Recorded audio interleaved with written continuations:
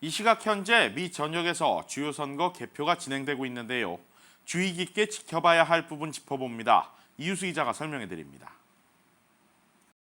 먼저 이번 중간선거를 통한 집권당의 변화 가능성에 대해 알아보겠습니다.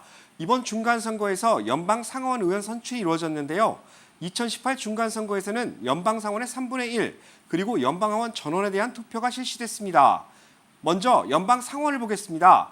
오늘 중간선거에서는 연방상원의 100석 중 35석을 선출했는데요. 민주당이 다수당에 되려면 기존의 49석을 지키고 추가로 2석을 확보해야 됩니다. 대부분의 연방 상원 선거 지역은 공화당 텃밭 지역인데 지역별로 보자면 미시시피와 텍사스, 그리고 유타와 테네시가 공화당 강세 지역입니다. 해당 지역은 지난 2016년 대선 당시 트럼프 대통령이 승리한 지역으로 유명한데요. 따라서 이번 연방 상원 선출은 여전히 공화당이 유리하다는 분석입니다. 이제 연방 하원을 보겠습니다. 연방 하원 의석수 모두 435석인데 현재 공화당이 235석을 차지해 다수당 지위를 지키고 있죠. 민주당의 경우 193석을 지키고 있는데요. 이 중 공석은 모두 7석입니다. 민주당이 이번 투표에서 승리해 다수당의 지위를 차지하기 위해서는 23석을 더 확보해야 합니다. 연방하원 선출의 경우 민주당이 유리하다는 분석이 더 많이 나오고 있는데요. 최근 발표된 CNN과 쿡 폴리티컬 리포트에 따르면 연방하원 중 49석을 두고 가장 큰 경쟁이 펼쳐질 것으로 보입니다. 이 중 초박빙 지역은 무려 30석입니다. 민주당이 유리한 것으로 판단되는 지역은 모두 14석이고 5석은 민주당이 확정적이라는 분석입니다. 이번에는 공화당 입장에서 보겠습니다. 이번 중간선거에서 공화당이 하원을 장악하고자 하는 경우 42석을 방어해야 합니다. 이번에는 한인 사회를 들여다보겠습니다. 아무래도 한인 유권자들의 최대 관심은 출마한 한인 후보들의 당락 여부일 텐데요. 캘리포니아주 연방 하원 39지구에 출마한 공화당 영김 후보는 민주당의 길 시스네로스 후보와 1%의 여론 격차를 나타내며 당락이 예측 불가능한 상태입니다. 우편 투표 참여를 보면 현재까지는 전체 유권자 중 공화당이 43%, 민주당이 33%, 24%가 무소속으로 나타났습니다. 공화당 유권자의 투표율이 민주당에 비해 10% 이상 높게 나타난 건데요. 이는 개표 과정에서 뒤바뀔 수도 있습니다. 민주당 유권자들의 현장 투표 참여율이 공화당 유권자들에 비해 높기 때문인데요. 연방하원 39지구에서 현장 투표율이 높게 나올 경우 민주당의 승리도 불가능한 상황은 아닙니다. 공화당 영김 후보가 승리할 경우 한인 여성 최초의 연방하원으로 기록되는 새 역사도 나오게 됩니다.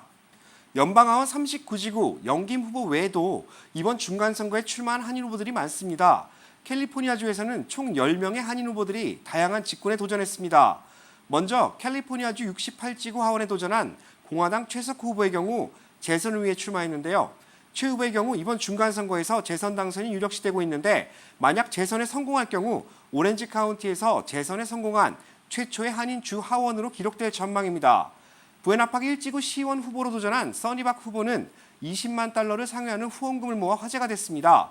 또한 부에나파크 2지구 시의원에 도전한 정재준 후보, 같은 지역 교육위원회에 출마한 박동우 후보, 얼바인 시의원에 출마한 존박 후보, 캘리포니아주 24지구 상원에 출마한 피터 최 후보, 캘리포니아 53지구 주 하원에 출마한 케빈 장 후보, 캘리포니아 항소법원 2지구 판사에 출마한 도로시 김 후보, 그리고 LA 카운티 판사에 출마한 토니 조 후보 역시 개표 과정에서 한인 유권자들이 주목하고 보셔야겠습니다. 이번 중간선거에 한인 유권자들이 유심히 지켜보셔야 할 부분이 또 있는데요. 주민 발의안입니다. 주민 발의하는 경우 실생활과 밀접한 내용들이 많기 때문입니다. 오늘 캘리포니아주에서는 중간선거를 통해 11개의 찬반 투표가 이루어졌습니다. 이 중 한인 유권자들이 가장 큰 관심을 두고 있는 부분은 주민 발의안 5와 6, 그리고 10인데요. 이 중 주민 발의안 5는 55세 이상 시니어, 그리고 중증 장애를 겪고 있는 주택 소유주들의 부동산세 기준을 완화시키는 안입니다. 주민 발의안 6의 경우 도로보수와 교통기금 마련을 위해 특별세를 폐지하는 것을 담고 있습니다. 유류세와 자동차 등록세가 내려가는 효과가 있기 때문에 높은 관심을 끌고 있는 상태입니다. 주민 발의안 10은 렌트 컨트롤, 즉 주거용 부동산에 대한 임차 규정을 각 지역 정부에 이양하는 것을 목표로 두고 있습니다. 오늘 중간선거에 많은 한인 유권자들이 소중한 한 표를 행사해 주셨는데요. 이번 중간선거에 대해 보다 자세한 개표 현황과 한인 후보 캠프의 분위기는 오늘 밤 11시 KBS 아메리카 뉴스 특보를 통해 다시 확인하실 수 있습니다.